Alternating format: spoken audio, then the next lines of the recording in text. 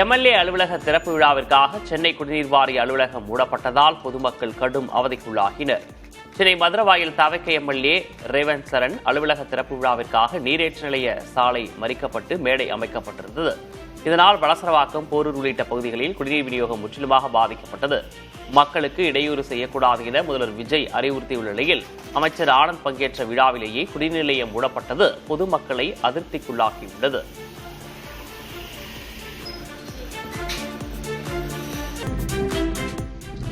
ஓசூர் கிழவரப்பள்ளி அணையிலிருந்து தென்பெண்ணை ஆற்றில் கடந்த ஒரு மாதமாக ரசாயன நுரை பெருக்கெடுத்து வருவதை அடுத்து ஓசூர் எம்எல்ஏ பாலகிருஷ்ண ரெட்டி மாசு கட்டுப்பாட்டு வாரிய அதிகாரிகளுடன் நேரில் பார்வையிட்டார். பெங்களூரு பகுதியிலிருந்து சுத்திகரிக்கப்படாத தொழிற்சாலை மற்றும் குடியிருப்பு கழிவுகள் ஆற்றில் கலப்பதே இதற்கு காரணம் என மாவட்ட நிர்வாகம் தெரிவித்துள்ள நிலையில் கிழவரப்பள்ளி அணையை காப்போம் என்ற முழக்கத்துடன் ஆற்றை சுத்தப்படுத்த கோரி சமூக வலைதளங்களில் பொதுமக்கள் தீவிரமாக வலியுறுத்தி வருகின்றனர்.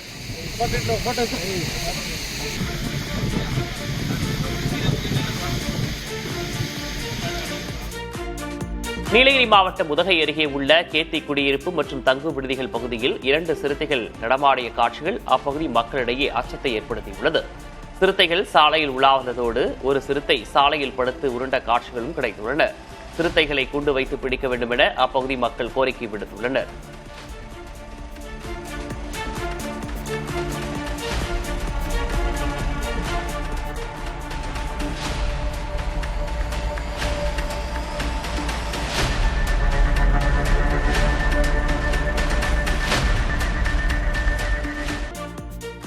வத்தலகுண்டு அருகே கடன் தவணை தராததால் சிலிண்டரை பறித்துச் சென்று கொலை மிரட்டல் விடுத்ததாக 2 கைது செய்யப்பட்டுள்ளனர். திண்டுக்கல் மாவட்டம் மல்லனம்பட்டியைச் சேர்ந்த சசிகலா என்பவர் தனியார் நிறுவனத்தில் வாங்கிய கடனுக்காக தவணையை செலுத்தாததால் அவரது வீட்டு சமையல் எரிவாயு சிலிண்டரை மகளிர் குழு தலைவி நாகலட்சுமி எடுத்துச் சென்றதாக கூறப்படுகிறது. சசிகலா அளித்த புகாரின் பேரில் விக்கிரமமங்கலத்தைச் சேர்ந்த தியாகராஜன் மற்றும் நாகலட்சுமி ஆகிய 2 போலீசார் கைது செய்து நீதிமன்றத்தில் ஆஜர்படுத்தினர்.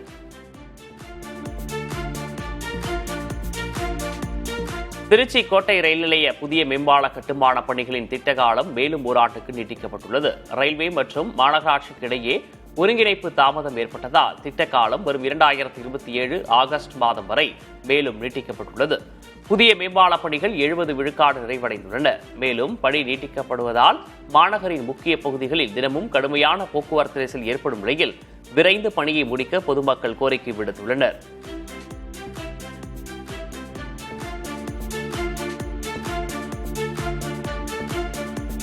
சென்னை விமான நிலையத்தில் 3 கோடி ரூபாய் மதிப்பிலான போதைப் பொருட்களை அதிகாரிகள் பறிமுதல் செய்துள்ளனர். தாய்லாந்திலிருந்து சென்னை வந்த விமான பயணியை சுங்கத்துறை அதிகாரிகள் தீவிரமாக சோதனையிட்டனர். அப்போது அவரது சூட்கேஸிற்குள் மறைத்து வைக்கப்பட்டிருந்த 3 கிலோ உயர்ரக ஹைட்ரோபோனிக் போதைப் பொருளை கண்டறிந்த அதிகாரிகள் அதனை பறிமுதல் செய்ததோடு தமிழ்நாட்டைச் சேர்ந்த பயணியையும் கைது செய்தனர்.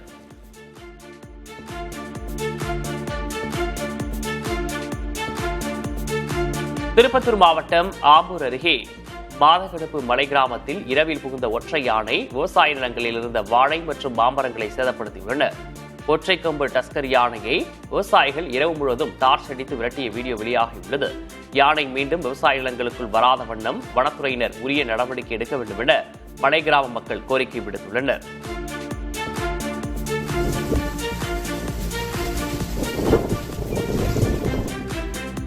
தென்காசி மாவட்டத்தில் அரசு ஒதுக்கீட்டில் வீடு கட்டித்தர வலியுறுத்தி சிவகிரி தாலுகா அலுவலகம் முன்பு மதுரை கொல்லம் தேசிய நெடுஞ்சாலையில் திருநங்கைகள் மறியலில் ஈடுபட்டனர்.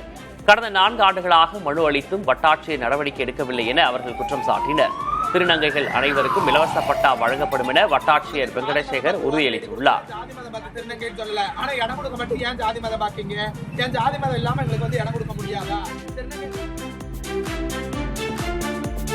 தூத்துக்குடி மாவட்டம் கோவில்பட்டியில் பைக் டாக்ஸிகளுக்கு தடை விதிக்க வலியுறுத்தி ஆட்டோ ஓட்டுநர்கள் வாகனத்துடன் ஊர்வலம் சென்றனர். ஏஐடிசி ஆட்டோ தொழிலாளர் சங்கத்தினர் 100க்கும் மேற்பட்ட ஆட்டோக்களுடன் ஊர்வலமாக சென்று வட்டார போக்குவரத்து அலுவலகம் முன்பு ஆர்ப்பாட்டத்தில் ஈடுபட்டனர். பெட்ரோல் மற்றும் உதிரி பாகங்கள் விலை உயர்வால் வாழ்வாதாரம் பாதிக்கப்பட்டுள்ளதாகவும் பெர்மிட் இல்லாத பைக் டாக்ஸிகளால் பொதுமக்களுக்கு பாதுகாப்பு இல்லை என்றும் அவர்கள் மனு அளித்தனர்.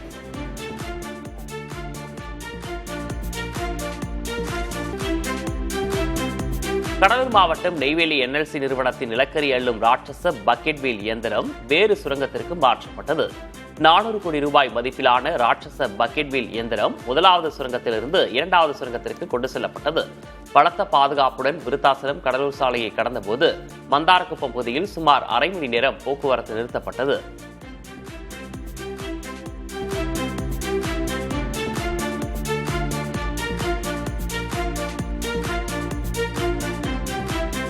தமிழகம் முழுவதும் கடந்த 3 நாட்கள் மேற்கொள்ளப்பட்ட அதிரடி சோதனையில் 296 கிலோ கஞ்சா பறிமுதல் செய்யப்பட்டு 621 பேர் கைது செய்யப்பட்டிருப்பதாக காவல்துறை தெரிவித்துள்ளது. இதுகுறித்து காவல்துறை தலைமை அலுவலகம் வெளியிட்டுள்ள அறிக்கையில், தமிழகம் முழுவதும் கடந்த 3ஆம் தேதி முதல் 5ஆம் தேதி வரை நடைபெற்ற சோதனையில் போதைப் பொருள் கடத்தல் மற்றும் விற்பனைக்கு எதிராக 650 வழக்குகள் பதிவு செய்யப்பட்டு 296 கிலோ கஞ்சா பறிமுதல் செய்யப்பட்டதாக கூறப்பட்டுள்ளது. மேலும் 1.3 கிலோ பிற போதைப் பொருட்கள் மற்றும் 802 மாத்திரைகள், 6653 கிலோ தடை செய்யப்பட்ட புகையிலை பொருட்கள் பறிமுதல் செய்யப்பட்டதாக தெரிவிக்கப்பட்டுள்ளது. போதைப் பொருள் விற்பனை தொடர்பாக போதைப் பொருள் இல்லாத தமிழ்நாடு என்ற மொபைல் செயலி 9418410581 என்ற வாட்ஸ்அப் எண்ணில் புகார் அளிக்கலாம் என்றும் கேட்டுக் கொள்ளப்பட்டுள்ளது. சபாநாயகருக்கு எதிரான தீர்மானத்தில் வாக்களிக்க 35 கோடி ரூபாய் குதிரை பேரம் பேசியதாக தாவேக எம்எல்ஏ இளையராஜா அளித்த புகாரின் பேரில் கைது செய்யப்பட்ட 5 பேர் ஜாமீன் மனு மீது சென்னை முதன்மை அமர்வு நீதிமன்றம் இன்று விசாரணை நடத்தவுள்ளது. இந்த வழக்கில் ஐபிடிஎஸ் தேர்தல் கணிப்பு நிறுவனத்தின் திருநாவுக்கரசு மற்றும் திமுக பிரமுகர்களான தியாகராஜன், நரேஷ் உட்பட 5 பேர் கைது செய்யப்பட்டு சிறையில் அடைக்கப்பட்டுள்ளனர். இந்நிலையில் இவர்கள் தாக்கல் செய்துள்ள ஜாமீன் மனுக்கள் சென்னை முதன்மை அமர்வு நீதிமன்ற நீதிபதி கார்த்திகேயன் முன்னிலையில் விசாரணைக்கு வரவுள்ளது.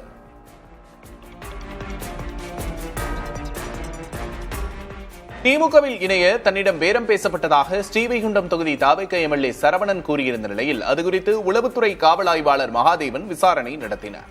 சுமார் 1 மணி நேரத்திற்கு மேலாக நடந்த இந்த விசாரணையின் போது தன்னிடம் பேரம் பேசியவர்களின் தொலைபேசி எண்கள், ஆடியோ ஆதாரங்களை உளவுத்துறை அதிகாரியிடம் தாவேக எம்எல்ஏ சரவணன் ஒப்படைத்தார்.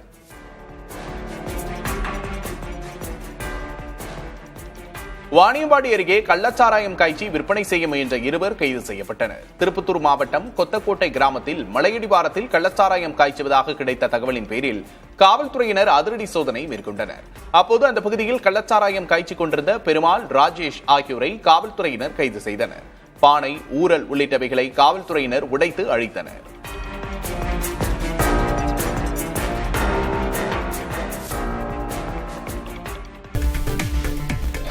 தெலுங்கானாவில் இருசக்கர வாகனங்களில் அதிக ஒலி எழுப்பிய சைலன்சர்களை பறிமுதல் செய்ய போலீசார் அவற்றை ரோட் ரோலர் மூலம் பறிமுதல் செய்து அழித்தனர். தெலுங்கானாவின் ஆதிலாபாத் மாவட்டத்தில் அதிக ஒலி எழுப்பிய இருசக்கர வாகனங்களின் சைலன்சர்களை கடந்த 1 மாதமாக போலீசார் பறிமுதல் செய்து வந்தனர். அவ்வாறு பறிமுதல் செய்யப்பட்ட 121 சைலன்சர்கள் மாவட்ட எஸ்பி அகில் மகாஜன் முன்னிலையில் ரோட் ரோலர் ஏற்றி நசுக்கி அழிக்கப்பட்டன. அதிக ஒலி எழுப்பி சூழலுக்கு கேடு விளைவிக்கும் இருசக்கர வாகன ஓட்டிகளை போலீசார் எச்சரித்துள்ளனர். நீட் யுஜி மறுதேர்வு முடிவுகள் வரும் ஜூலை 20ஆம் தேதிக்குள் வெளியிடப்படும் என்று தகவல் வெளியாகியுள்ளது. மாணவர்களின் சேர்க்கை மற்றும் மருத்துவக் கல்வி ஆண்டு தாமதமாவதை தவிர்க்கும் வகையில் 37 நாட்களுக்குள்ளாகவே முடிவுகளை வெளியிட தேசிய தேர்வு முகமை திட்டமிட்டிருக்கிறது. இறுதி விடை குறிப்பு வெளியிடப்பட்டுள்ள நிலையில் தேர்வு கட்டண தொகையை திரும்பப் பெறுவதற்கான வங்கி விவரங்களை புதுப்பிப்பதற்கான அவகாசம் ஜூலை 7ஆம் தேதி வரை அளிக்கப்பட்டுள்ளது.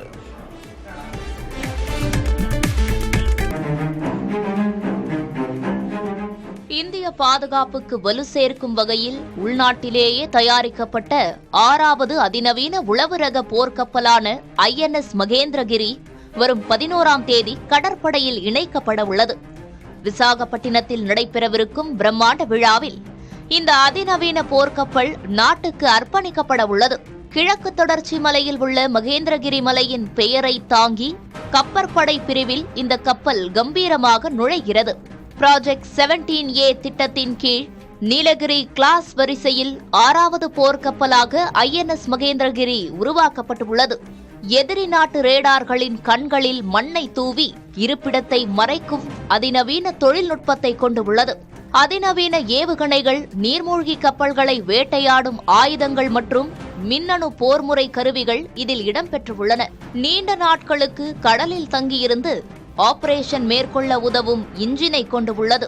INS மகேந்திரகிரி போர்க்கப்பலில் 75% அதிகமான பொருட்கள் உள்நாட்டிலேயே தயாரிக்கப்பட்டவை. பல்நோக்கு திறன் கொண்ட இந்த போர்க்கப்பல் வெறும் போர் நடவடிக்கைகளுக்கு மட்டுமின்றி இந்திய பெருங்கடல் பகுதியில் இயற்கை பேரிடர் காலங்களில் மனிதநேய உதவிகளை மேற்கொள்ள தேடுதல் மற்றும் மீட்பு பணிகளுக்கும் பயன்படுத்தப்பட உள்ளது.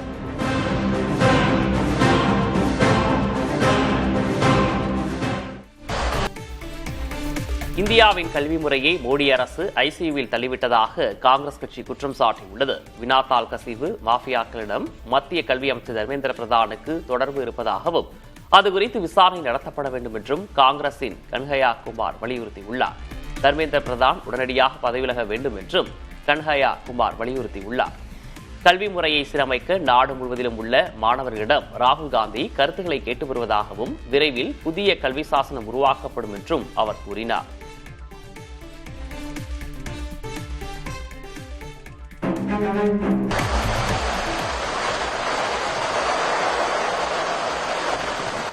மகாராஷ்டிர மாநிலத்தில் மும்பை புனே விரைவுச் சாலையின் இணைப்பு சுரங்க பாதைக்குள் பாறை இடுக்குகளிலிருந்து தண்ணீர் அருவி போல் கொட்டும் அதிர்ச்சியூட்டும் வீடியோ சமூக வலைதளங்களில் வைரலாகி வருகிறது.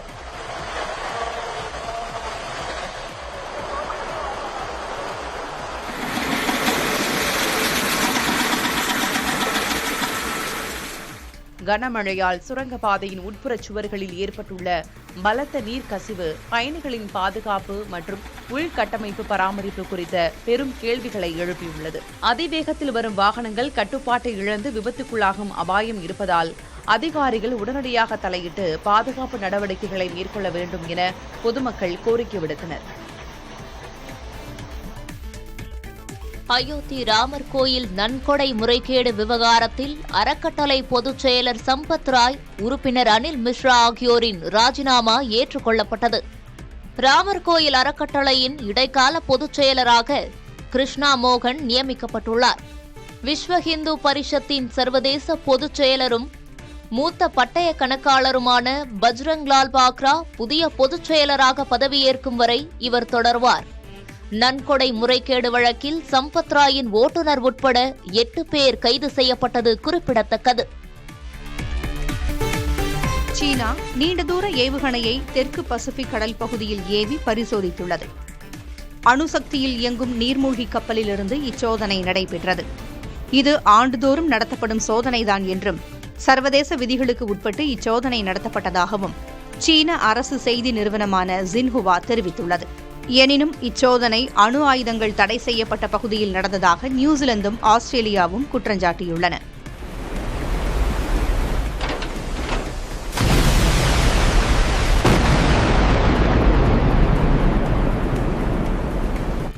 இச்சூழலில் பசிபிக் கடல் பகுதியில் பாதுகாப்பு ஒத்துழைப்பு தொடர்பாக ஆஸ்திரேலியாவும் ஃபிஜியும் கையெழுத்திட்டுள்ளன. பசிபிக் கடல் பகுதியில் சீனாவின் ஆதிக்கம் மேலோங்கும் நிலையில் இந்த ஒப்பந்தம் கவனம் பெறுகிறது. தாய்லாந்தின் பெச்சபூரி மாகாணத்தில் உள்ள டான்யாய் தோங் அகழ்வாராய்ச்சியில் பண்டைய இந்தியாவின் பிராமி எழுத்துகள் பொறிக்கப்பட்ட தங்க மோதிரங்கள் கண்டெடுக்கப்பட்டுள்ளன. 2000 ஆண்டுகள் பழமையான இந்த மோதிரத்தில் புசரகிதாசா என பிராமி எழுத்துக்களில் பொறிக்கப்பட்டுள்ளது. இதற்கு புஷ்ய நட்சத்திரத்தால் பாதுகாக்கப்பட்டவர் என்பது பொருள் என கூறப்படுகிறது. இவ்வகை மோதிரங்கள் பண்டைய இந்திய வைசிய வணிகர்களுக்கு சொந்தமானவை என தொல்லியல் நிபுணர்கள் கருதுகின்றனர்.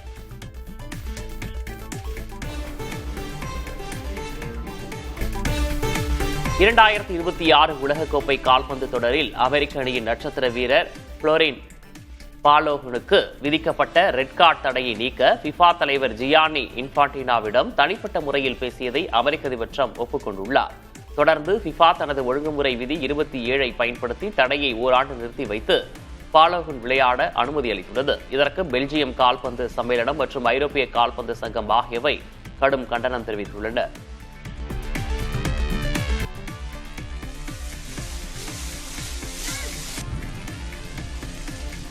ஐரோப்பிய நாடுகளில் நிலவி வரும் கடும் வெப்ப அலை மற்றும் பலத்த காற்று காரணமாக ஸ்பெயின், போர்ச்சுகல், கிரீஸ் மற்றும் பிரான்ஸ் ஆகிய நாடுகளின் காட்டு பகுதிகளில் வரலாறு காணாத காட்டு தீ பரவி வருகிறது.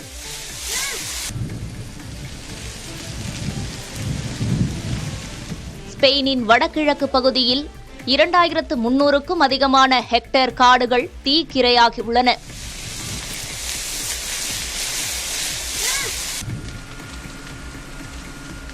போர்ச்சுகலின் ஓசெலா மற்றும் செர்கோசா பகுதிகளில் குடியிருப்பு பகுதிகளை நோக்கி தீ பரவியதால் கிராம மக்கள் வீடுகளை விட்டு வெளியேற்றப்பட்டுள்ளனர். கிரீஸின் தெசலோன்கி நகருக்கு வடக்கே பரவிய காட்டு தீயால் 2 தொழிற்சாலைகள் முற்றிலுமாக சாம்பலாகின. அங்குள்ள மருத்துவமனை ஒன்றும் அவசரமாக காலி செய்யப்பட்டுள்ளது.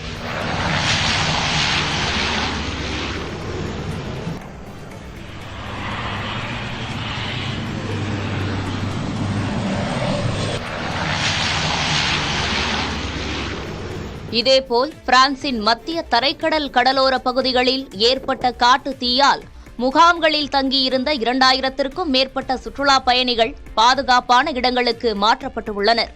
நெடுஞ்சாலை ஒன்றையொட்டி தீ பரவியதால் போக்குவரத்து முற்றிலும் நிறுத்தப்பட்டுள்ளது. நூற்றுக்கணக்கான தீயணைப்பு வாகனங்கள், விமானங்கள் மற்றும் ஹெலிகாப்டர்கள் மூலம் தீயை கட்டுப்படுத்தும் பணியில் ஆயிரக்கணக்கான தீயணைப்பு வீரர்கள் தீவிரமாக ஈடுபட்டுள்ளனர்.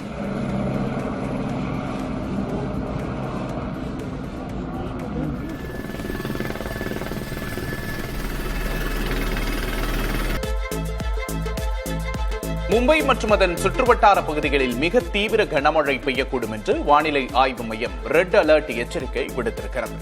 மேலும் இப்பகுதியில் மணிக்கு 80 முதல் 90 கிலோமீட்டர் வேகத்தில் பலத்த சூறாவளி காற்று வீசக்கூடும் என்றும் கணிக்கப்பட்டுள்ளது. இதனை கருத்தில் கொண்டு ஊழியர்களை வீட்டிலிருந்தே வேலை செய்ய அனுமதிக்குமாறு தனியார் நிறுவனங்களுக்கு மகாராஷ்டிரா பேரிடர் மேலாண்மை ஆணையம் அறிவுறுத்தியிருக்கிறது. பலத்த மழை காரணமாக மும்பை புனே பாதையை தொடர்ந்து மும்பை கோவா பாதையும் கடுமையாக பாதிப்படைந்துள்ளது. ராய்கட் பகுதியில் நீர் தேங்கியிருப்பதால் போக்குவரத்து சில மணி நேரம் ஸ்தம்பித்தது.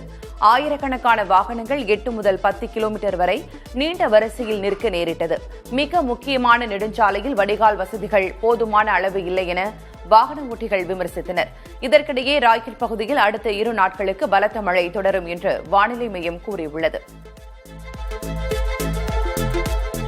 மும்பை மற்றும் அதன் அண்டை மாவட்டங்களில் பலத்த மழை மற்றும் மண் சரிவு காரணமாக ரயில் மற்றும் சாலை போக்குவரத்து பாதிக்கப்பட்டிருக்கிறது. மும்பையிலிருந்து புனே செல்லும் அதிவிரைவு சாலையில் மண் சரிவு ஏற்பட்டிருப்பதால் போக்குவரத்து நிறுத்தப்பட்டுள்ளது. மண்ணை அகற்றும் பணிகள் போர்க்கால அடிப்படையில் நடக்கிறது. மேலும் மும்பை புனே ரயில் பாதையில் லோனாவாலா பகுதியில் தண்டவாளத்தில் மண் சரிந்து கிடக்கிறது. இதனால் 16 ரயில்கள் ரத்து செய்யப்பட்டன.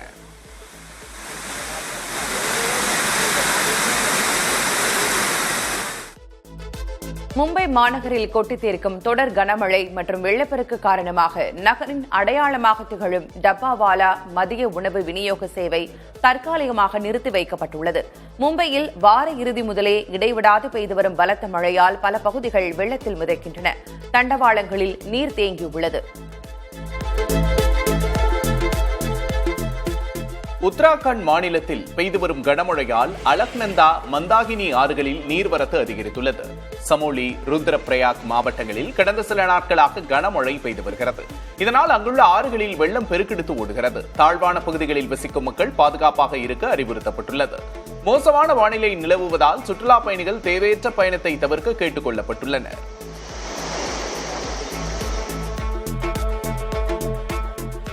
ஜம்மு காஷ்மீரின் மலைப்பகுதிகளில் பெய்து வரும் கனமழையால் பயங்கர நிலச்சரிவும் திடீர் வெள்ளப்பெருக்கும் ஏற்பட்டு மக்களின் இயல்பு வாழ்க்கை முடங்கியுள்ளது.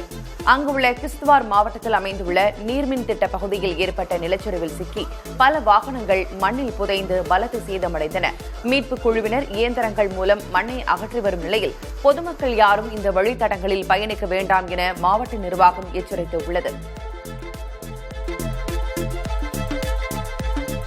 குஜராத் மாநிலம் அம்ரேலி மாவட்டத்தில் பெய்த கனமழையால் ஆறுகளில் கடுமையான வெள்ளப்பெருக்கு ஏற்பட்டுள்ளது.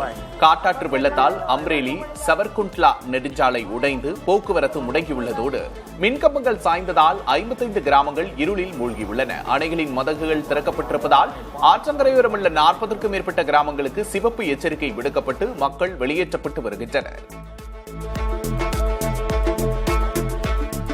ஹிமாச்சல பிரதேசத்தின் 5000 கோடி ரூபாய் மதிப்புள்ள ஆப்பிள் பொருளாதாரம் கடுமையான காலநிலை மாற்றத்தால் பெரும் சரிவை சந்தித்துள்ளது. போதிய பனிப்பொழிவு இன்மை மற்றும் திடீர் ஆலங்கட்டி மழை காரணமாக இந்த ஆண்டு ஆப்பிள் உற்பத்தி கடந்த ஆண்டை விட 40 விழுக்காடு வரை குறையும் என மதிப்பிடப்பட்டுள்ளது. கர்நாடகாவில் தென்மேற்கு பருவமழை தீவிரமடைந்திருப்பதால் காவிரி நீர்பிடிப்பு பகுதிகளில் உள்ள அணைகளுக்கு நீர்வரத்து அதிகரித்துள்ளது. கிருஷ்ணராஜசாகர் அணைக்கு நீர்வரத்து 4291 கனஅடியாக அதிகரித்துள்ளது. கபினி அணைக்கு 5774 கனஅடியாகவும், ஹேமாவதி அணைக்கு 6295 கனஅடியாகவும் நீர்வரத்து உள்ளது. தமிழ்நாட்டில் ஒரு வாரத்துக்கு மழை பொழியக்கூடும் என்று வானிலை ஆய்வு மையம் அறிவித்திருக்கிறது. வடமேற்கு வங்கக்கடல் பகுதிகளில் நிலவிய ஆழ்ந்த காற்றழுத்த தாழ்வு மண்டலம் மேற்கு வடமேற்கு திசையில் நகர்ந்து பாலசூர் அருகே கரையை கடந்ததாக தெரிவிக்கப்பட்டுள்ளது. இந்நிலையில் 12ஆம் தேதி வரை மேற்கு தொடர்ச்சி மலை மாவட்டங்களில் மழை பொழியக்கூடும் என தெரிவிக்கப்பட்டுள்ளது. ஒரு சில இடங்களில் மணிக்கு 40 முதல் 50 கிலோமீட்டர் வேகத்தில் சூறை காற்று வீசும் என எச்சரிக்கப்பட்டுள்ளது.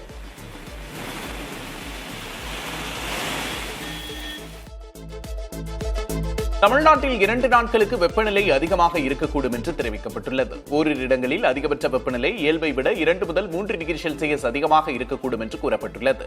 நாளை முதல் 10ஆம் தேதி வரை அதிகபட்ச வெப்பநிலை இயல்பை ஒட்டி இருக்கும் என்று அறிவிக்கப்பட்டுள்ளது.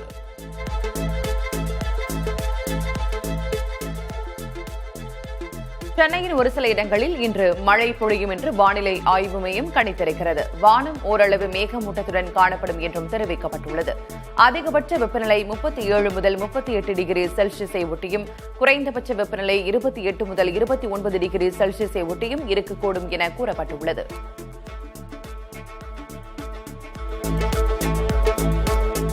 உணவு பாதுகாப்பு சட்ட திருத்தத்தை மறுபரிசீலனை செய்ய வலியுறுத்தி பிரதமர் நரேந்திர மோடிக்கு முதல்வர் விஜய் கடிதம் எழுதியுள்ளார்.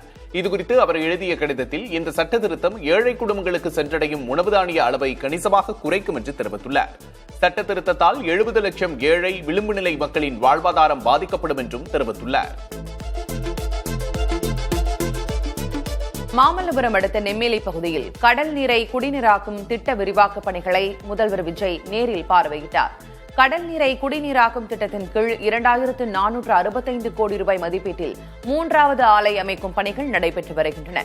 இந்நிலையில் அந்த பகுதிக்கு நேரில் சென்று பார்வையிட்ட முதல்வர் விஜய் திட்டப் பணிகளின் தற்போதைய நிலை குறித்தும் விநியோக கட்டமைப்பு குறித்தும் அதிகாரிகளிடம் கேட்டறிந்தார்.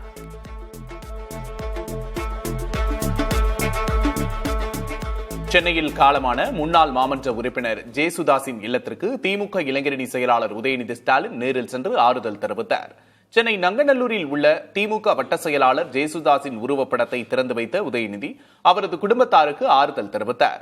மேலும் 11 லட்சம் ரூபாய் நிதி உதவியையும் வழங்கியுள்ளார். பதவி சுகத்திற்காகவே சிலர் மாற்றுக் கட்சியில் இணைந்திருப்பதாக அதிமுக பொதுச் செயலர் எடப்பாடி பழனிசாமி கருத்து தெரிவித்திருக்கிறார். சென்னை ராயப்பேட்டையில் உள்ள அதிமுக தலைமை அலுவலகத்தில் அக்கட்சியின் தஞ்சாவூர் மாவட்ட நிர்வாகிகளுடனான ஆலோசனைக் கூட்டம் நடைபெற்றது. இதில் பேசிய எடப்பாடி பழனிசாமி, கவர்ச்சிகரமான மாயையை நம்பி வாக்களித்த மக்கள் தற்போது ஏமாற்றத்தை உணர்ந்துவிட்டதாக குறிப்பிட்டார்.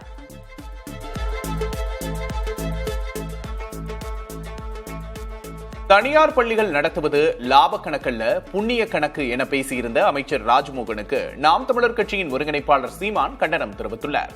இதுகுறித்து தனது எக்ஸ் தள பக்கத்தில் பதிவிட்டுள்ள அவர், ராஜ்மோகன் தனியார் பள்ளிகளுக்கான அமைச்சரா அல்லது அரசு பள்ளிகளுக்கான அமைச்சரா என்று கேள்வி எழுப்பியுள்ளார்.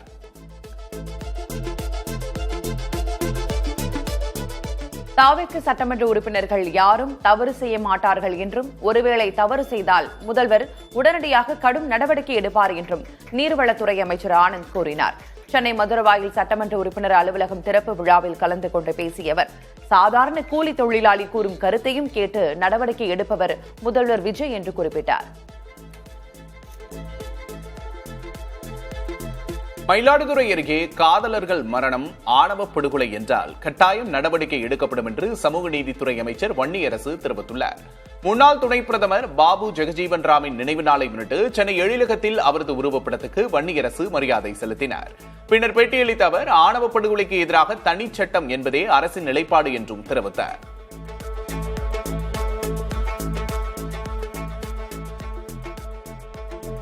விஜய் தலைமையிலான அரசுக்கு மதிமுக முழு பாதுகாப்பு அளிக்கும் என மதிமுக பொதுச் செயலர் வைகோ தெரிவித்திருக்கிறார். திருப்பூர் மாவட்டம் வாவிப்பாளையத்தில் கருவேல மரங்களை அகற்றும் பணியை அவர் தொடக்கி வைத்தார். பின்னர் பேட்டியளித்த வைகோ, தாவேக தலைமையிலான அரசு அமைந்ததை திமுகவால் தாங்கிக் கொள்ள முடியவில்லை என்றும், அரசை வீழ்த்த பகீரத முயற்சிகளில் திமுக ஈடுபட்டுள்ளதாகவும் குற்றம் சாட்டினார்.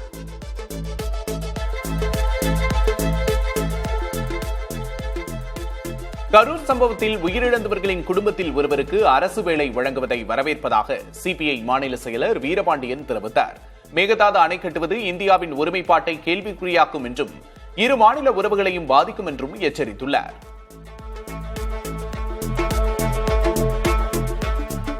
தாவேகாவில் இணையும் ஊழல் குற்றச்சாட்டுகளுக்கு ஆளானவர்களை தூய சக்தி என தாங்கள் கூறவில்லை என்று காங்கிரஸ் மாநில தலைவர் மாணிக்கம் தாகூர் தெரிவித்திருக்கிறார். முன்னதாக மாணிக்கம் தாகூர் தலைமையில் தமிழக காங்கிரசின் முதல் செயற்குழு கூட்டம் நடைபெற்றது. இதன் பிறகு பேட்டியளித்த காங்கிரஸ் நிர்வாகிகள் முன்னாள் முதல்வர் காமராஜரின் பிறந்த நாளை ஒட்டி லஞ்சத்துக்கு எதிரான விழிப்புணர்வு இயக்கத்தை முன்னெடுக்கவிருப்பதாக தெரிவித்தனர்.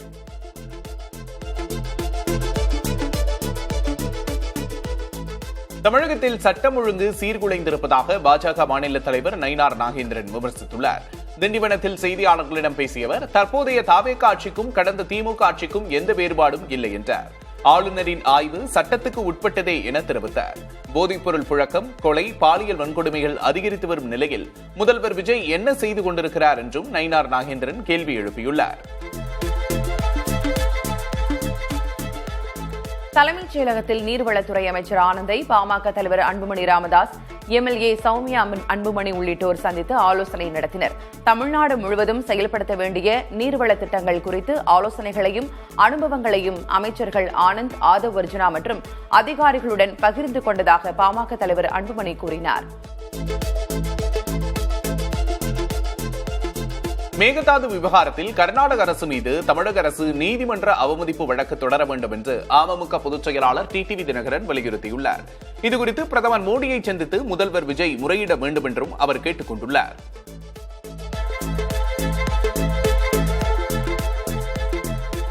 தாவேக அரசுக்கு போதுமான அவகாசம் வழங்க வேண்டும் என வி த லீடர்ஸ் அமைப்பின் நிறுவனர் அண்ணாமலை தெரிவித்திருக்கிறார். அமெரிக்காவில் அந்த அமைப்பின் நிகழ்ச்சியில் பேசிய அவர், தாவேக அரசு நம்பிக்கை அளிக்கும் தொடக்கத்தை தந்திருப்பதாகவும் கூறினார். ஊழல் கட்டுக்குள் வருவது மிகவும் மகிழ்ச்சி அளிப்பதாக தெரிவித்துள்ள அவர், ஒரு வருடம் தாவேக அரசுக்கு ஆதரவு அளிப்போம் என்பது தங்களுக்கு நிலைப்பாடு என்று கூறினார். தாவேக எம்எல்ஏ இளையராஜாவிடம் 35 கோடி ரூபாய் பேரம் பேசியதாக தொடரப்பட்ட வழக்கில் முன்னாள் அமைச்சர் செந்தில் பாலாஜியின் சகோதரர் அசோக் குமார் தாக்கல் செய்த முன் ஜாமீன் மனு சென்னை உயர்நீதிமன்றத்தில் விசாரணைக்கு வந்தது. இந்த வழக்கில் எம்எல்ஏ சம்பந்தப்பட்டிருப்பதால் வழக்கை எம்பி எம்எல்ஏ மீதான வழக்குகளை விசாரிக்கும் சிறப்பு அமர்வுக்கு மாற்ற நீதிபதி குமரப்பன் உத்தரவிட்டார்.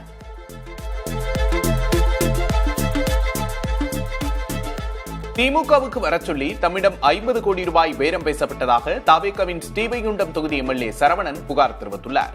தூத்துக்குடி மாவட்டம் ஏரலில் செய்தியாளர்களிடம் பேசிய அவர், திமுக எம்எல்ஏ அனிதா ராதாகிருஷ்ணனின் ஆதரவாளர்கள் தம்மிடம் பேரம் பேசியதாக தெரிவித்தார்.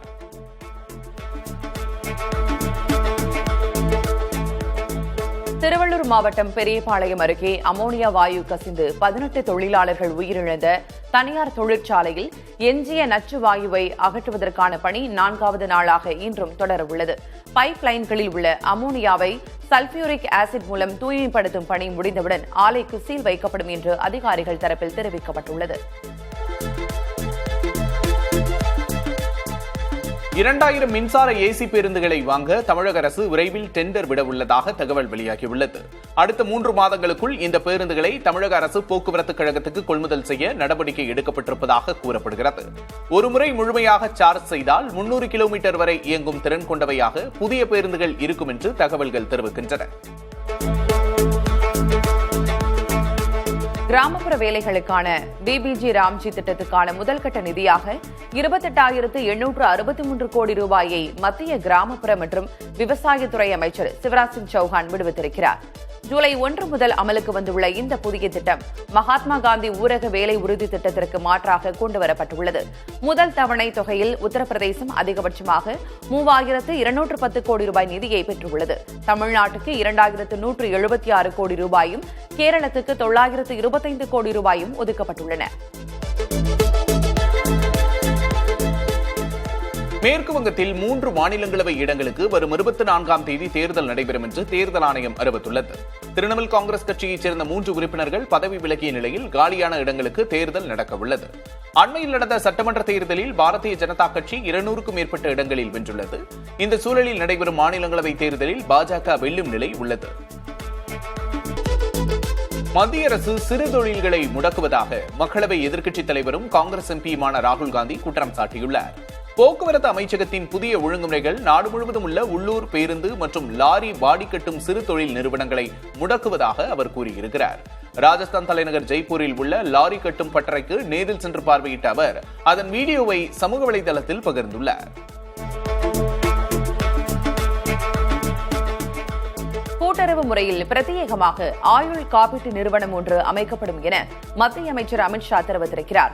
மத்திய கூட்டுறவு அமைச்சகம் உருவாக்கப்பட்டு 5 ஆண்டுகள் ஆகும் நிலையில் இந்த அறிவிப்பை அத்துறை அமைச்சர் வெளியிட்டுள்ளார்.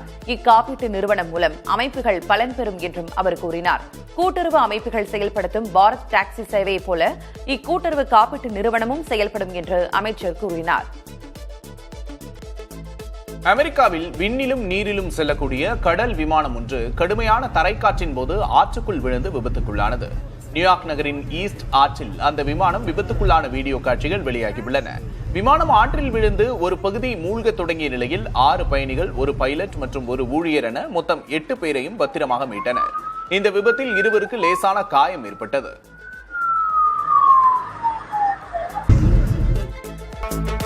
வங்கதேசத்தின் காக்ஸ் பசார் பகுதியில் உள்ள ரோஹிங்யா அகதிகள் முகாமில் கனமழையின் காரணமாக நிலச்சரிவில் சிக்கி குழந்தைகள் உட்பட 8 பேர் பரிதாபமாக உயிரிழந்தனர்.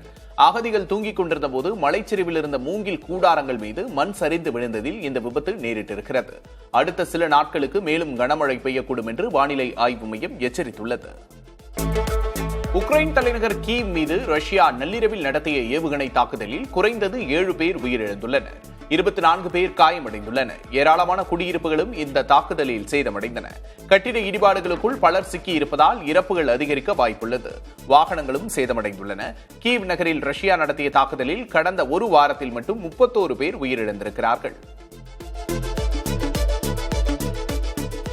அமெரிக்காவின் மேற்கு வெர்ஜீனியா மாகாணத்தில் பீப்பிள்ஸ் காட்டேஜ் என்ற நிறுவனத்துக்கு சொந்தமான கிடங்கில் பயங்கர தீ விபத்து ஏற்பட்டது. இந்த விபத்தால் வானுயரத்துக்கு எழும்பிய அடர்ந்த கரும்புகை அப்பகுதி முழுவதையும் சூழ்ந்தது. தீயை அணைக்கும் பணியில் தீயணைப்பு வீரர்கள் தீவிரமாக ஈடுபட்டு வரும் நிலையில் விபத்து நடந்த பகுதியில் அம்மாகாண ஆளுநர் அவசர நிலையை பிரகடனப்படுத்தியுள்ளார். வடகொரிய அதிபர் கிம் ஜாங் உன் அந்நாட்டின் புதிய 5000 டன் எடை உள்ள காங்கோன் போர் கப்பலின் ஆயுத திறன்களை நேரில் ஆய்வு செய்தார். இந்த ஆய்வின் போது கப்பலில் இருந்து அணு ஆயுதங்களை சுமந்து செல்லும் அதிநவீன குரூஸ் ஏவுகணைகள் வெற்றிகரமாக சோதிக்கப்பட்டன. கடந்த ஆண்டு விபத்துக்குள்ளான இந்த கப்பல் தற்போது சீரமைக்கப்பட்டு 2 மாதங்களுக்குள் கடற்படையில் இணைக்கப்பட உள்ளது.